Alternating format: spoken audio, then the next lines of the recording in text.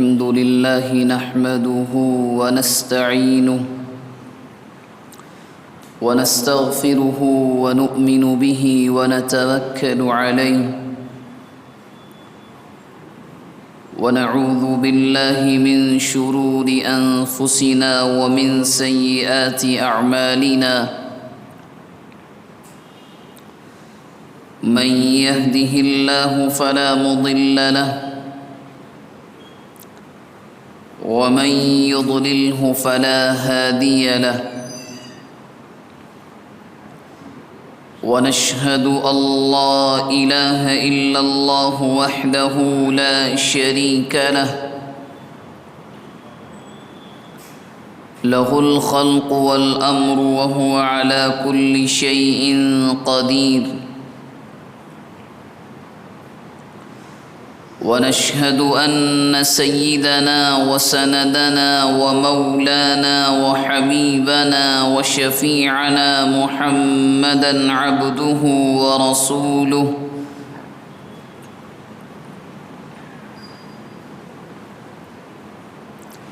صلى الله عليه وعلى آله وأهل بيته وأزواجه وأصحابه وذرياته وبارك وسلم تسليما كثيرا كثيرا أما بعد فأعوذ بالله من الشيطان الرجيم بسم الله الرحمن الرحيم لن تنالوا البر حتى تنفقوا مما تحبون وما تنفقوا من شيء فإن الله به عليم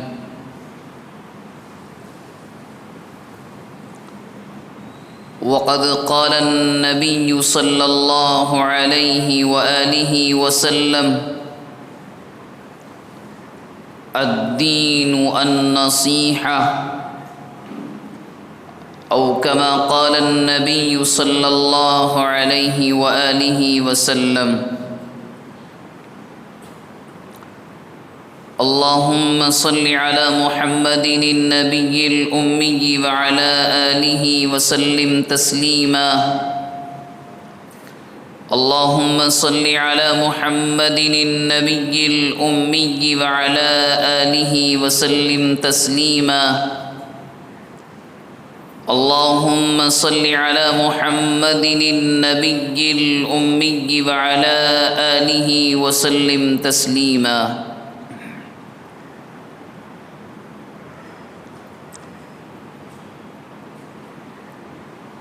قابل احترام بزرگوں،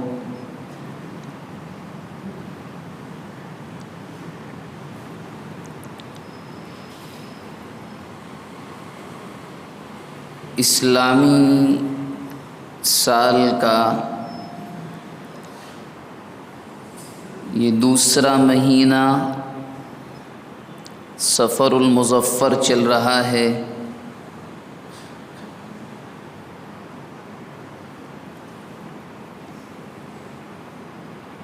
اس کے تعلق سے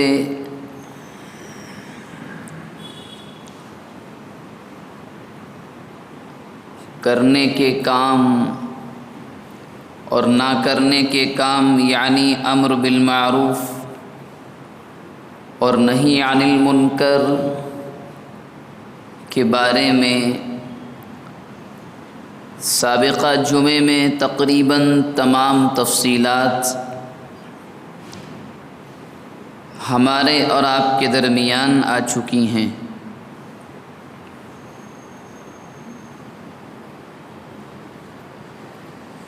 اور اب صرف یہی مہینہ کیا، بلکہ مہینہ تو چھوڑیے، ہفتے اور دن، اب تو ہر نیا دن ایسا لگتا ہے کہ امت کے لیے ایک نئی آزمائش ہے۔ نبی کریم صلی اللہ علیہ وسلم نے تقریباً 1450 سال پہلے یہ بات ارشاد فرمائی تھی کہ ایک زمانہ آئے گا اور فتنے امت پر ایسے نازل ہوں گے جیسے اندھیری رات میں بارش کے قطرات آسمان سے زمین پر آتے ہیں۔ بڑی شاندار مثال کے ذریعے اللہ کے نبی نے سمجھایا۔ اب آپ دیکھیں کہ اندھیری رات ہو، بالکل روشنی نہ ہو، پانی کے بہت سے قطرات تو کیا انسان ایک قطرے کے آنے اور زمین پر پہنچنے کا اندازہ نہیں لگا سکتا، دیکھنا تو بہت دور کی بات ہے۔ اللہ کے نبی نے تشبیہ دے کر فرمایا کہ فتنے آتے رہیں گے اور اتنی تیزی سے آئیں گے کہ تمہیں احساس بھی نہیں ہوگا۔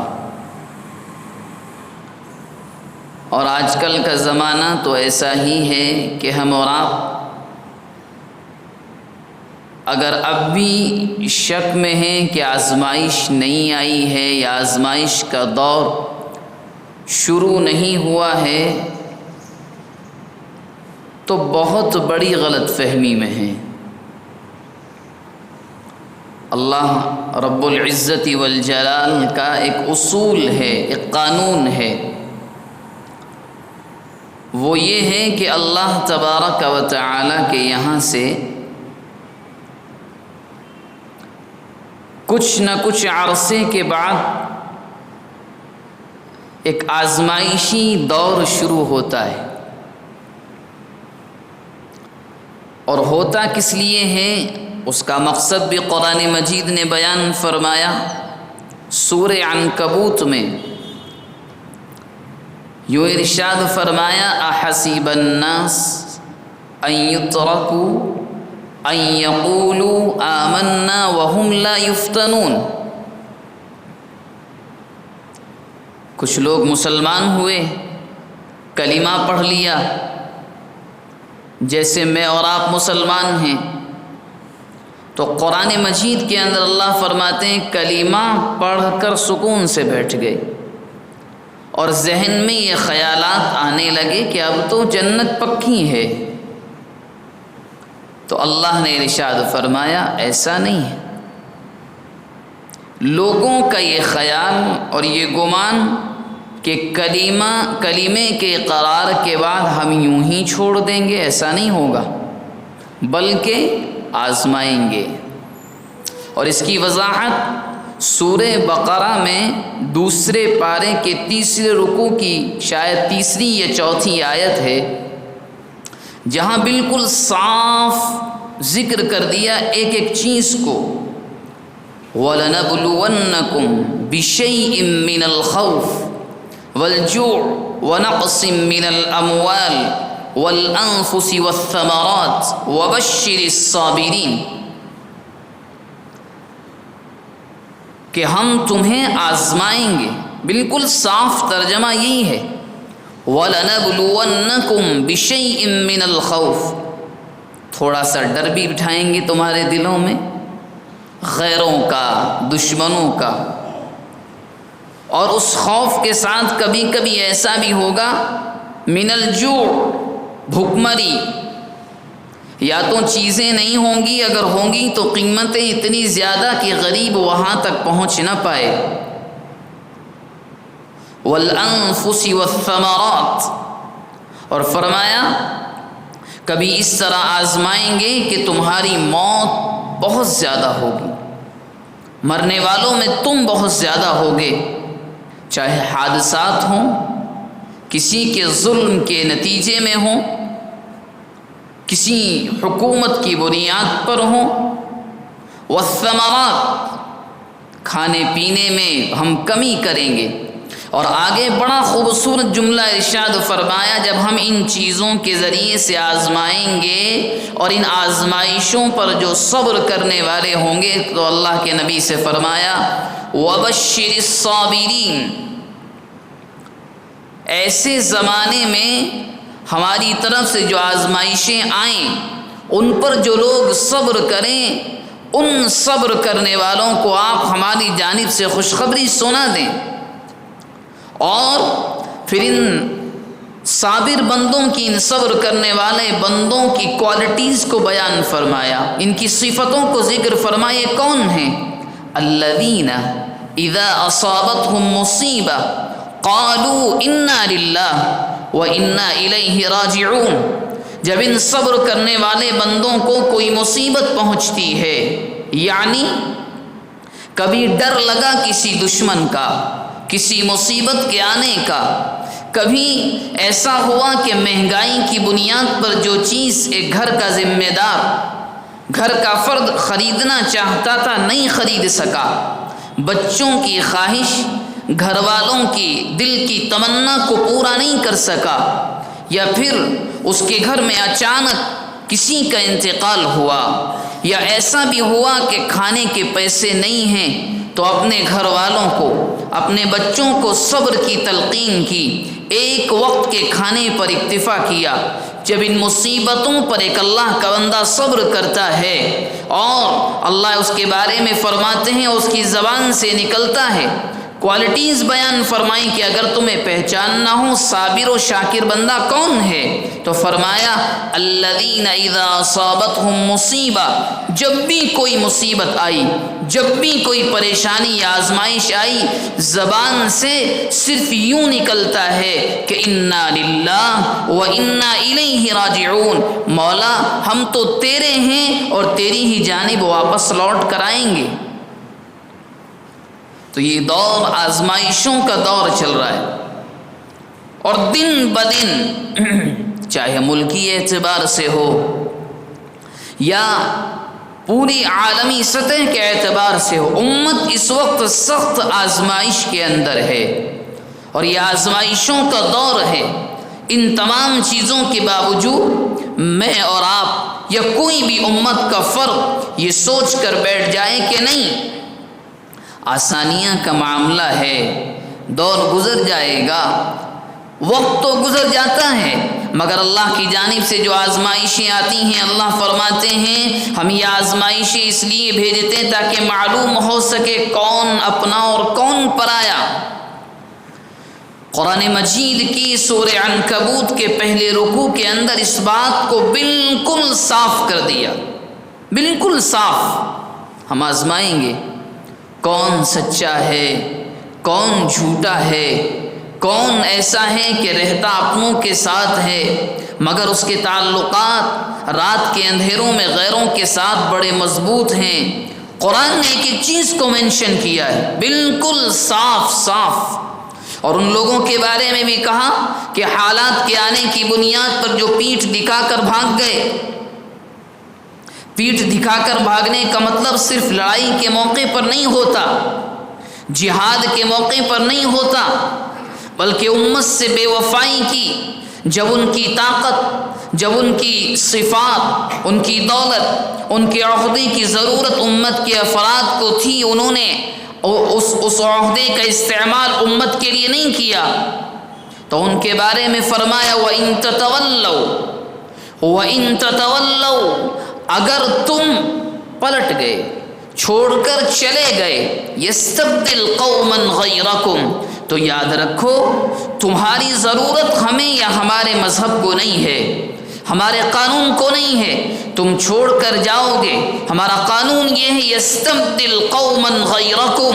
تمہاری جگہ دوسروں کو لائیں گے، تمہاری جگہ دوسرے اس مذہب کو قبول کریں گے، مانیں گے، گلے سے لگائیں گے، ثم لا یکونوا امثالکم، تمہارا کوئی نام و نشان نہیں ہوگا، تمہارا کوئی پوچھنے والا نہیں ہوگا۔ ہاں مصیبتیں جب آ جائیں اور اللہ کا بندہ پیٹھ نہ دکھائے، خدا سے اور اس کے قانون سے بے وفائی نہ کرے، تو ان کے بارے میں اللہ کے نبی علیہ الصلاۃ والسلام کی زبان مبارک سے قرآن کی آیات میں ایسی ایسی خوشخبریاں سنائیں کہ گھبرانے کی بات نہیں ہے، خوف کی بات نہیں ہے، کہیں فرمایا لا تحزن ان اللہ معنا، گھبراؤ مت، ہم آپ کے ساتھ ہیں، اللہ تمہارے ساتھ ہے، اللہ ہر حال میں تمہارے ساتھ ہے۔ بہت بڑی بڑی خوشخبریاں سنائیں گئی۔ ہاں کوئی چھوڑ کر چلا جائے تو اس کے بارے میں تو صاف کہا گیا آپ جائیے، ہم دوسروں کو لے کر آئیں گے اور تمہاری حالت ایسی ہوگی کہ تمہیں کوئی پوچھے گا بھی نہیں۔ اسلام میں جتنے منافقین رہے ہیں کہاں ہیں ان کا نام و نشان؟ اگر نام یاد بھی ہے تو لوگ لعنت کے ساتھ نام لیتے ہیں، بے وفاؤں کے نام گالیوں کے ساتھ لیے جاتے ہیں، غداروں کے نام لعنتوں کے ساتھ لیے جاتے ہیں، جنہوں نے قوم سے، مذہب سے اور اس سے بڑھ کر اللہ اور اس کے رسول صلی اللہ علیہ وسلم سے بے وفائی کی، قوم کے ساتھ غداری کی، اور صرف ملک کی سطح پر نہیں، جہاں بھی یہ ہوا ہے یہ قرآن کا قانون ہے جو اس نے بیان کر دیا، وَإِن تَتَوَلَّوْا يَسْتَبْدِلْ قَوْمًا غَيْرَكُمْ ثُمَّ لَا يَكُونُوا أَمْثَالَكُمْ۔ اور اس آیت کا ایک رخ یہ بھی ہے جو صاف کیا گیا کہ اگر کسی کے ذہن میں یہ ہے کہ ہماری بنیاد پر اسلام چل رہا ہے، ہم قائد ہیں، ہم بڑے ہیں تو یہ مذہب چل رہا ہے، ہماری صفات کی بنیاد پر، ہماری کوالٹیز کی بنیاد پر، ہماری صلاحیتوں کی بنیاد پر قرآن اور اس کا قانون یہ کہتا ہے نہیں نہیں ایسا نہیں ہے، یہ تو تم پر اس رب کا احسان ہے کہ اس نے تمہیں چنا اور اس مذہب کے لیے تمہیں استعمال کر لیا، ورنہ نہ جانے کتنے ایسے ہیں مال دولت ہونے کے باوجود کسی کام میں نہیں آتے۔ بہرحال آزمائشوں کا دور ہے، اور پچھلے 10 سال کہہ لیں یا 9 سال کہہ لیں کہ یا تقریباً 10 سال کے قریب تو ایسا ہے جب سے، اور اس میں کوئی ڈھکی چھپی بات نہیں ہے، جب سے کچھ خاص لوگ آئے ہیں، صرف مسلم قوم کے علاوہ ان کو ملک میں کچھ بھی دکھائی نہیں دیتا، کچھ بھی دکھائی نہیں دیتا۔ جہاں ان کو لگتا ہے کہ ملک کا اکثریتی طبقہ ناراض ہوا، اکثریت ناراض ہو گئی، وہ کوئی نہ کوئی ایسا شوشہ یا ایسا قانون اور ایسا بل لانے کی کوشش کرتے ہیں جس سے مسلم دشمنی کو فروغ ملے، جس سے اصل پوائنٹ سے اور اصل نقطے سے ملک کے عوام کی نظریں ہٹ جائیں۔ پھر نیا شوشہ چھوڑ دیا گیا، پہلے 3 طلاق کا مسئلہ آیا، اس کے بعد تمام ثبوتوں اور گواہوں کی گواہی کے باوجود بابری مسجد کی زمین کو ظلماً جبراً چھین لیا گیا، آستھا اور یقین کی بنیاد پر۔ اور آپ یوں نہ کہیں کہ اتنی بڑی بات یہ ہماری بات نہیں ہے، بلکہ عدالت عظمیٰ جو ہمارے ملک کی سپریم کورٹ آف انڈیا کی ویب سائٹ پر آج تک وہ تمام فیصلے موجود ہیں، جہاں اس میں تمام جگہ یہ کہا گیا ایک ایک گواہی، ایک ایک دلیل ہمارے حق میں تھی، پھر بھی یقین اور آستھا کی بنیاد پر تاریخ میں پہلا فیصلہ ہوا کہ اکثریتی طبقے کی بنیاد پر اللہ کی وحدانیت کی جگہ کو دوسروں کے ہاتھ میں شرک کے لیے دے دیا گیا۔ خیر، یہ تو اللہ کا قانون ہے، وَلَن تَجِدَ لِسُنَّتِ اللَّهِ تَبْدِيلًا، اور نہ جانے دنیا کے اندر کتنی مثالیں آج بھی موجود ہیں۔ مثلا ایک مثال ذکر کر کے بات آگے لے کر چلوں، ترکی کے اندر مشہور مسجد آیا صوفیہ، مشہور مسجد صدیوں پہلے تبدیل کر کے چرچ بنا دیا گیا۔ چند سالوں پہلے کیا ہوا؟ آیا کوئی بھی ہو، اللہ ذریعہ کسی کو بھی بنائے، مگر یاد رکھیے جو زمین اللہ کی ہو جاتی ہے، وَأَنَّ الْمَسَاجِدَ لِلَّهِ فَلَا تَدْعُوا مَعَ اللَّهِ أَحَدًا، جو مسجد سجدے کے لیے، جو جگہ سجدے کے لیے خاص ہو جاتی ہے اور اس سجدے کی بنیاد پر اس کا نام مسجد پڑ جاتا ہے، تا قیامت نہ اس کی تبدیلی کی جا سکتی ہے، نہ کوئی اس کا مالک بن سکتا ہے، نہ اس کو بیچا جا سکتا ہے، نہ اس کو رہن پر رکھا جا سکتا ہے، وہ صبح قیامت تک صرف اللہ کے نام پر ہے، بس کوئی تبدیلی نہیں ہوتی۔ جو ظلم ہوا وہ سب نے دیکھا، اور اب 8 یا 10 دن سے ایک مسئلہ اتنا گرم ہے اور وہ حقیقت بھی ہے اور اتنا نازک ہے کہ اللہ رحم فرمائے. اور اس پر افسوس کی بات یہ، آپ حیران رہیں گے، وقف بورڈ کا مسئلہ، اوقاف کا مسئلہ، اور اس پر افسوس کی بات یہ ہے کہ جو متعلقین ہیں وقف املاک کے، یہ گارنٹی کے ساتھ، چیلنج کے ساتھ ہم یہ بات کہہ سکتے ہیں، جو عہدے داران ہیں آپ ایک سے جا کر پوچھیے، ایک بھی یہ بتلا نہیں سکتا کیا تبدیلی وقف بورڈ ایکٹ میں آنے والی ہے. یعنی اتنی مصیبتوں کے آنے کے بعد 3 طلاق بل آیا، خاموشی. بابری مسجد کا مسئلہ آیا، خاموشی. اگر خاموشی بھی نہیں تھی تو حقیقت 10% قوم کو بھی معلوم نہیں تھی. 20 کروڑ ہماری تعداد بتائی جاتی ہے، شاید 1 کروڑ کو بھی وقف بورڈ ایکٹ جو تبدیلیاں ٹیبل پر رکھی گئی ہیں 40 ہیں، 1 2 نہیں 40. آپ پڑھیں گے تو دماغ کام کرنا بند کر دے گا. پہلی بات تو یہی، قوم کو نہیں معلوم کہ وقف ہے کیا، کہتے کسے ہیں، کس بلا کا نام ہے، کس چیز کا نام ہے، اور وہ ٹیبل پر لے کر آ گئے ہیں کہ ہمیں اس میں تبدیلی کرنا ہے. اب کوئی یہ کہنے لگے ان چیزوں کی ضرورت مسجد سے یا مسجد کے ممبر و محراب سے کرنے کی کیا ہے؟ اگر یہاں سے نہیں کہیں گے تو کہاں سے؟ صرف تسبیحات سے کام نہیں چلتا، صرف نمازوں سے کام نہیں چلتا، 10 منٹ اخبار بھی پڑھنا پڑتا ہے، حالات حاضرہ پر نظر رکھنی پڑتی ہے. اگر صرف تسبیحات اور دعاؤں سے کام چلتا تو بدر کے میدان میں آقا علیہ الصلاۃ والسلام نے تہجد کی نماز میں جب نماز پڑھی اور دعائیہ الفاظ کہے، اس میں ایک جملہ تھا، ایسا تھا، اے اللہ یہ جماعت آخری ہے، اگر یہ ہلاک ہو گئے تیری عبادت اس زمین پر اس کے بعد نہیں ہوگی. یہ جملہ کوئی نبی اور رسول ہی کہہ سکتا ہے. اس دعا کے بعد اللہ کے نبی تلوار لے کر میدان میں نکلے. کیوں؟ اسباب ضروری ہیں.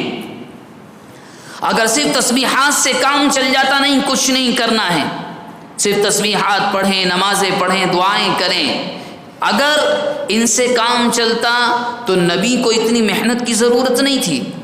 اسباب کو اختیار کرنا پڑتا ہے. حالات حاضرہ، کرنٹ افیئرز کیا ہیں، نگاہ رکھنی پڑتی ہے.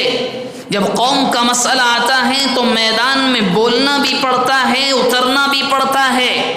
صرف جوشیلے کسی کا بھی مائک پکڑ کر جوشیلے الفاظ اور جملے کہہ دینے سے معاملات حل نہیں ہو جاتے.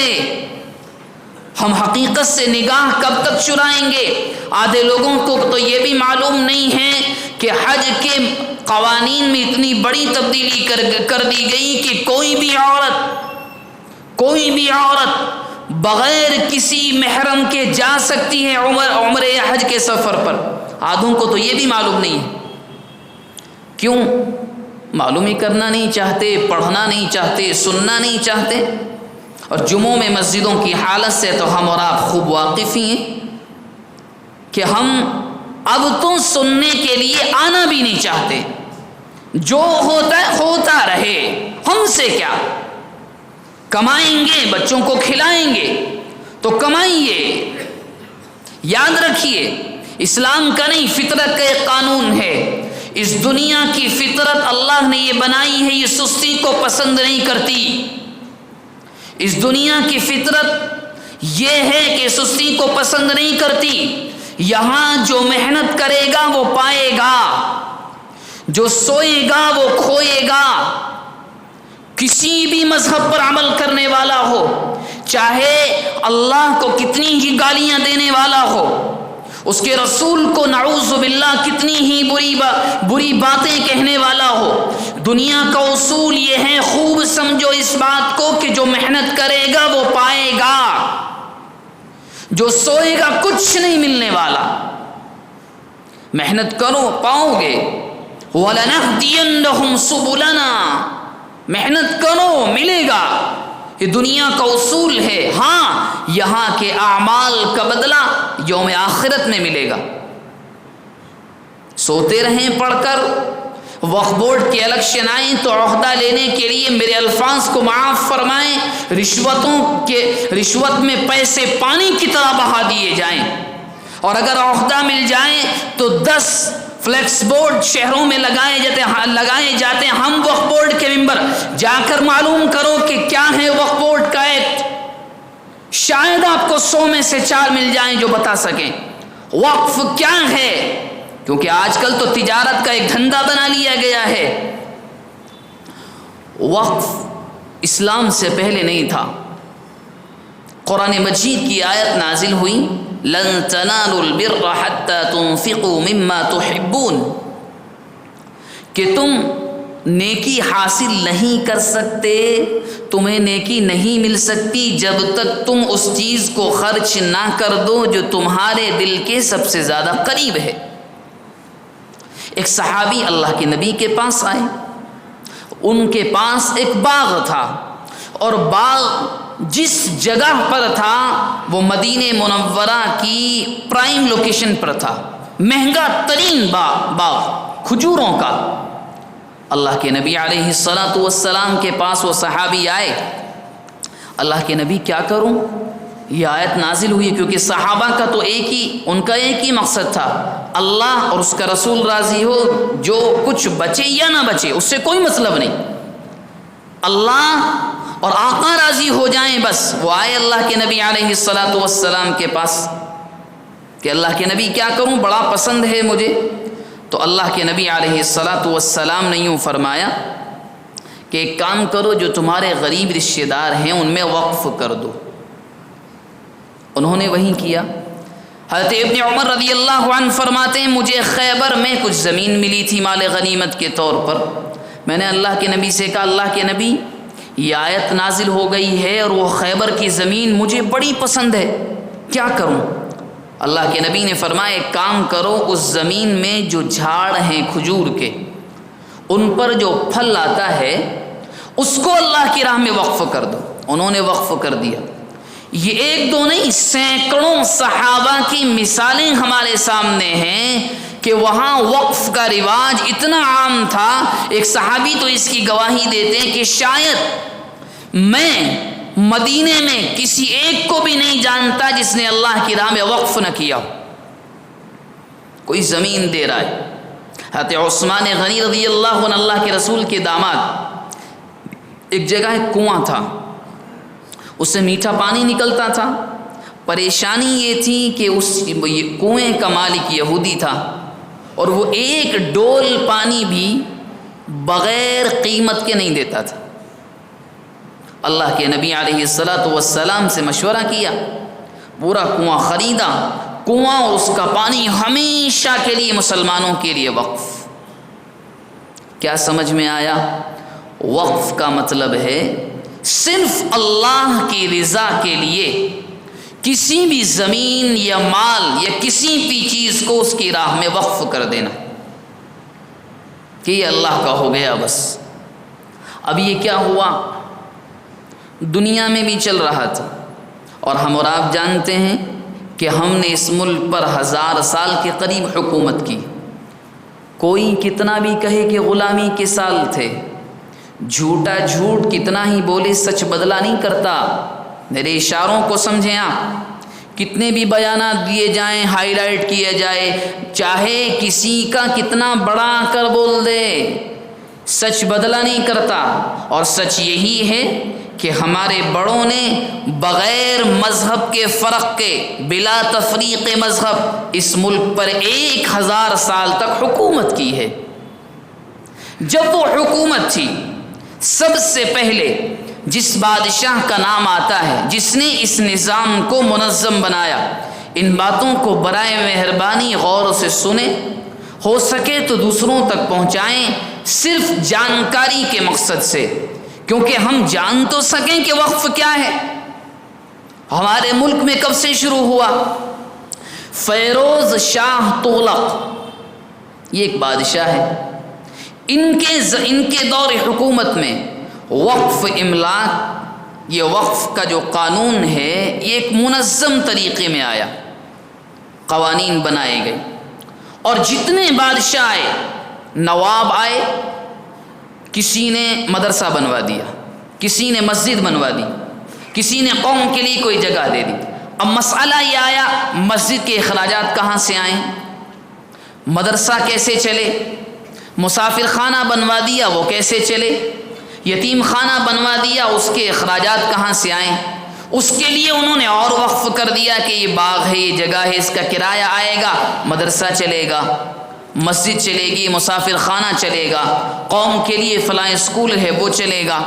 یہ ہوتا رہا، یہ ہوتا رہا، اور جب انگریز اس ملک میں آیا، تقریباً 200 سال ان لوگوں نے یہاں حکومت کی ہے، تو سب سے پہلے ان لوگوں نے بہت غلط استعمال کیا، بہت غلط استعمال کیا۔ تو ہنگاموں کے بعد، بہت سے مظاہروں اور قربانیوں کے بعد 1923 میں پہلا وقف بورڈ ایکٹ بنایا گیا۔ 1923 20/3 میں پہلا قانون انگریز نے بنایا۔ ابھی ملک غلام ہے، یاد رکھیے، کوششیں ہو رہی ہیں آزادی کی۔ اس کے بعد 1954 میں جب ملک آزاد ہو گیا، جمہوری قانون نافذ ہو گیا، ایکٹ بنا، اس میں کچھ ترمیمات بھی کی گئیں۔ اس کے بعد یہ قانون چلتا رہا، اور اس کا اصل مقصد جو وقف بورڈ ایکٹ اس ملک میں بنا، سب سے بڑا مقصد یہ تھا وقف بورڈ کی جتنی جائیدادیں ہیں پورے ملک کے اندر ان کا غلط استعمال نہ ہو، وہ بالکل اوریجنل، بغیر کسی کی شرکت کے، 0.5% بھی کسی کی شرکت اس میں نہیں ہے، صرف مسلمانوں کی ہیں بس۔ اس کے بعد حکومتیں آئیں، پھر اس میں کچھ ترمیم ہوئی 1984 میں وقف بورڈ کے قانون میں، مسلمانوں میں کچھ مطالبات رکھے، ہمارے بڑوں نے، رہبروں نے، اکابرین نے ان کو نظر انداز کر دیا گیا۔ 1995 میں پھر اس میں کچھ تبدیلیاں ہوئیں، اور آخر میں 2013 میں وقف بورڈ ایکٹ میں کچھ تبدیلیاں کی گئیں۔ مقصد یہ تھا کہ اس کی حفاظت ہو۔ ہاں، جو بات سچ ہے وہ کہی جائے گی، 2013 میں جب وقف بورڈ ایکٹ میں کچھ تبدیلیاں کی گئی تھیں، اس میں مسلمانوں کے کچھ پورے نہیں، کچھ مطالبات کو مانا گیا تھا۔ اب 15 دن پہلے پھر یہ جن تھیلے سے باہر آیا، اور یہ خبریں پہلے سے تھیں کہ ہم یہ حملہ کریں گے وقف بورڈ پر، اور اس میں کوئی ڈھکی چھپی نہیں۔ یہ ہوا کیوں، یہ سمجھنے کی ضرورت ہے کہ اچانک کبھی بھی ایسا کیوں ہوتا ہے، کوئی مصیبت آئے مسلمان نشانے پر، کچھ بھی ہو۔ کچھ دن پہلے ملک کا بجٹ آیا، کچھ دن پہلے ملک کا بجٹ آیا، کس کو کیا کیا ملا نہ ہم اس کے ماہر ہیں، نہ زیادہ اس کے بارے میں جانتے ہیں، لیکن موٹا موٹا اتنا ضرور جانتے ہیں کہ مڈل کلاس کا بے وقوف بنایا گیا۔ جب اس ملک کی اکثریت نہ تو اونچا طبقہ ہے، نیچا طبقہ بھی نہیں ہے، مڈل کلاس ہے، بیچ کے لوگ، نہ مالدار ہیں نہ غریب ہیں، وہی جاب کرنے والے ہیں، وہی محنت کرتے ہیں۔ اب ان کی جانب سے حکومت نشانہ بنی تو کوئی نہ کوئی تو قربانی کا بکرا چاہیے، اور مسلمان پہلے سے ہے اس ملک میں۔ رخ موڑنا ہو تو آپ اینٹی مسلم کوئی بھی چیز لے کر آئیں، تمام چیزیں غائب ہو جاتی ہیں۔ کوئی بھی چیز، کتنا بھی بڑا حادثہ ہو، آپ خود جانچ کر دیکھیے گا، اگر کہیں مسلم نام آیا، کہیں اسلام مذہب کا اینگل ملا، تمام چیزیں ختم، تمام چیزیں، صرف کیا رہ جاتا ہے، مسلمان ہونے کی بنیاد پر یہ کیا گیا۔ اب یہاں بھی بجٹ کی مخالفت کو کم کرنے کے لیے دوسری وجوہات ہو سکتی ہیں، انکار نہیں ہے، دوسرے ریزنز ہو سکتے ہیں، وقف بورڈ ایکٹ کو لایا گیا۔ آپ حیران رہ جائیں گے، ہمارے کچھ ہیں جو اب اتنے ہونے کے باوجود بھی کیا کہہ رہے ہیں، نہیں اب کالجز بنیں گے، اب یونیورسٹیاں بنیں گی۔ 70 پر 8 سال آزادی کو ہو گئے، ایک یونیورسٹی آپ دکھلا دیں کہ وقف بورڈ کے اس عملے نے بنوائی ہو۔ حکومت صرف کھا رہی ہے وہاں سے، بس کوئی بھی آیا ہو، یہاں سب کے سب اس حمام میں ننگے ہیں سب، صرف وقف بورڈ کو 70 پر یہ 8واں سال جو ہم نے منایا ہے کل، صرف لوٹا گیا ہے، صرف آتے ہیں تبدیلی کر دیتے۔ اب جو تبدیلیاں ہیں آپ یقین کریں ایسی ہیں کہ اگر اللہ نہ کرے یہ ہوئی تو دھیرے دھیرے وقف بورڈ بالکل ختم ہو جائے گا۔ آپ حیران رہ جائیں گے، خود حکومت کی سچر کمیٹی کی رپورٹ کے مطابق موجودہ ہندوستان میں 1-2 ایکڑ نہیں، 9 لاکھ ایکڑ زمین وقف بورڈ کے پاس ہے۔ 9 لاکھ ایکڑ زمین، یعنی ملک کی ریلوے اور فوج کے بعد سب سے زیادہ اگر زمین کا رقبہ کسی کے پاس ہے تو وقف بورڈ ہے۔ اس میں ایسی وقت نہیں ہے۔ انشاءاللہ آئندہ ہفتے ایک چیز کو آپ کے سامنے اب آئی تو اب جو باتیں رہ جائیں گی وہ آئندہ ایسی تبدیلیاں ہیں کہ اللہ رحم کرے۔ اس نئے بل میں کیا ہے؟ پہلے تو بیوقوف بنایا جائے گا کہ نہیں یہ مسلمانوں کی ترقی کے لیے ہے، مسلمان ترقی کریں، آگے بڑھیں۔ سب سے پہلی بات تو یہ ہے، اس بل کو بنایا گیا وقف بورڈ یا وقف، لفظ وقف اس کا تعلق صرف اور صرف فقہ کی کتابوں سے ہے، یعنی وہ کتابیں جن کے اندر قرآن اور احادیث سے مسئلے نکال کر لکھے گئے ہیں۔ ان کتاب کے ماہر کون؟ علماء، مسلم اسکالرس۔ جب یہ بل بنایا گیا کسی مسلک کے ایک عالم سے کوئی رابطہ نہیں، اور بغیر کسی مشورے کے 40 ترمیمات اس کے اندر طے کر دی گئیں، کوئی مشورہ نہیں۔ جب آپ تقریباً 300 پیجز کی وہ ترمیمات ہیں، وقت نہیں ہے ان کو آپ پڑھیں گے تو سب سے بڑی تبدیلی کیا ہے؟ اب وقف کونسل ہوتی ہے، ان باتوں کو سمجھیں آپ، چاہے سینٹرل وقف بورڈ ہو یا ریاستی وقف بورڈ ہو، اسٹیٹ وقف بورڈ ہو، اب سب سے بڑا فیصلہ یہ کیا گیا کہ اس میں غیر مسلم بھی شامل ہوں گے۔ یہ سب سے بڑی شق، یہ خود وقف بورڈ کے قوانین کے خلاف، ایک غیر مسلم جو لفظ وقف کے معنی سے واقف نہیں، وہ کیسے بیٹھ سکتا ہے؟ باقاعدہ غیر مسلم آفیسر وقف بورڈ ایگزیکٹو بھی بن سکتا ہے، CEO بھی بن سکتا ہے۔ ایک جانب یہ اور نعرہ یہ ہے کہ مسلمان آگے بڑھیں۔ اب ہم آپ کو تصویر کا ایک رخ اور دکھائیں، تمل ناڈو ہے بالکل پڑوس کی ریاست، کرناٹکا بھی ہے، کئی ساؤتھ کے صوبے ایسے ہیں جہاں کے ٹرسٹ بڑے بڑے ہیں، مندروں کے ٹرسٹ بہت بڑے بڑے۔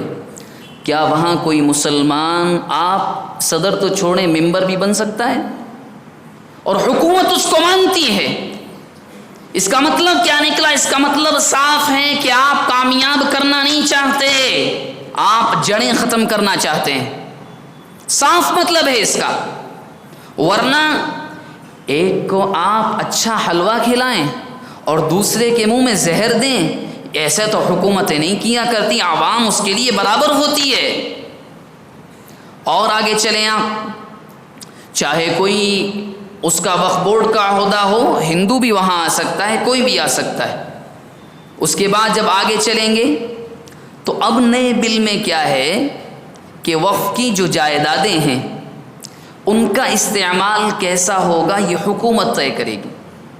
یہ وقف بورڈ کے شریعت کے قانون کے بالکل خلاف ہے، حکومت کون ہوتی طے کرنے والی؟ کیا حکومت شریعت کی ماہر ہے؟ نہیں، حکومت صرف اپوائنٹ کر سکتی ہے، وہ بھی مسلمانوں کو، کہ حکومت طے کرے گی اب کہاں استعمال کرنا ہے۔ کیونکہ ایک چیز آپ کو بتاؤں میں، مثال کے طور پر آپ نے کوئی زمین دی، میں یہ دے رہا ہوں مسجد کے لیے وقف ہے، اسلامی قانون یہ کہتا ہے اب وہ صرف مسجد کے لیے استعمال ہو سکتی ہے، مدرسے میں استعمال نہیں کر سکتے آپ۔ مدرسے کے لیے وقف ہے تو مدرسے کے لیے ہی استعمال ہوگی، ہاسپٹل نہیں بنا سکتے آپ۔ کالج کے لیے جس مقصد کے لیے وقف اسی کے لیے استعمال۔ حکومت اسی میں تبدیلی کر کے کہتی ہے ہم نیا بل جو لائیں گے ہم جیسے چاہیں گے ویسے زمین استعمال ہوگی۔ اور اس سے آگے چلیں، مختصراً بالکل اجمالاً آپ کو سنا رہا ہوں میں، اس سے آگے آپ چلیں کہ کیا ہے کہ وقف بورڈ میں جو جائیدادیں، بہت سی جائیدادیں ہیں، اور وقف بورڈ اب تو نہیں سینکڑوں سال پرانا ہے، یہ ہے کہ جس پراپرٹی کا کاغذ نہیں ملا اسے وقف نہیں مانا جائے گا۔ وقف کے صحیح ہونے کے لیے رجسٹری لازم ہے۔ اس کا مطلب کیا ہے؟ سمجھنے والے سمجھ جائیں گے۔ حکومت چاہتی ہے کہ ایسے تو قبضہ نہیں کر سکتے، چلو اسی طرح اس راستے سیدھا نہیں جا سکتے، پیچھے سے آ جائیں۔ کتنی مساجد ایسی ہیں جو کئی سو سال پرانی ہیں، اورنگزیب عالمگیر رحمۃ اللہ علیہ، شیر شاہ سوری رحمۃ اللہ علیہ، ملک کے بڑے بڑے نواب، یا آپ ادھر آ جائیں، ریاست میسور جب تھی حضرت ٹیپو سلطان شہید رحمۃ اللہ علیہ، نہ جانے کتنے نواب ایسے رہے، کتنے بادشاہ ایسے رہے جنہوں نے مساجد بنوائی، مدارس بنوائے، اور نہ جانے کتنی جائیدادیں کہ جن کے کاغذ نہیں، کون تلاش کر کے لائے گا؟ حکومت مانتی ہے کہ وقف ہے، مگر کس نے وقف کیا اس کا کاغذ نہیں۔ اب حکومت یہ کہہ رہی ہے اگر کاغذ نہیں ملا تو ہم اس کو وقف نہیں مانیں گے، اب ہم جیسے چاہیں اس کو استعمال کریں۔ یہ میں نے چند جھلکیاں آپ کو سنائی ہیں کیونکہ معاملہ اتنا نازک ہے۔ آپ یہ نہ سمجھیں کہ وقف بورڈ کوئی عہدیدار ہے تو اسی کا، نہیں، اس ملک کے اندر وقف بورڈ مسلمانوں کی بہت بڑی طاقت ہے۔ کیا مذاق ہے؟ 9 لاکھ ایکڑ زمین، حکومت کے خود کے پاس اتنی زمینیں نہیں ہیں، اور حکومت یہ چاہ رہی ہے کہ یہ ہو۔ اور سب سے بڑی تبدیلی جو ہے وہ یہی ہے کہ کوئی بھی آئے گا، کسی کو بھی ممبر ہم بنائیں گے، جس کو عین شین قاف بھی وقف کا معلوم نہیں ہوگا، جس کو مطلب بھی معلوم نہیں ہوگا، ہمارے اپنوں کو تو معلوم نہیں ہوتے، ان کو کہاں سے معلوم ہوں گے؟ اور اگر آپ شامل ہی کرنا چاہتے ہیں تو پھر مندروں کے ٹرسٹوں کے اندر یہ معاملہ کیوں نہیں؟ مذہب اگر آپ کی نگاہ میں ایک رعایا اور عوام کے اعتبار سے مذہب تمام برابر ہے، یہ تفریق کیوں؟ مطلب صاف نظر آتا ہے کہ صاف ہے کہ اب ہم آپ کی جڑیں اور کمزور کریں گے۔ تو یہ حقائق میں نے آپ کے سامنے رکھے ہیں، اور بھی علماء ہیں، پڑھیں، جا کر سنیں، اور جو انٹلیکچوئلز پڑھے لکھے لوگ ہیں اللہ کے لیے کچھ وقت نکالیں، جو ترمیمی بل آیا ہے کہیں بھی آپ کو ہر زبان میں مل جائے گا، اس کو پڑھیں، لوگوں کے اندر بات پہنچائیں کہ کیا ہونے جا رہا ہے، کہ اللہ، کیونکہ ہماری خاموشی نے دوسروں کو بڑی شہ دی ہے۔ خاموش رہے، انہوں نے جو چاہے وہ کیا ہے، نہ جانے بات کہاں تک آئے گی، اس کے بعد اللہ نہ کرے یہ چیز پاس ہو جاتی ہے، نہ جانے بات کہاں تک جائے گی، یہ تو اللہ تعالیٰ کو معلوم ہے۔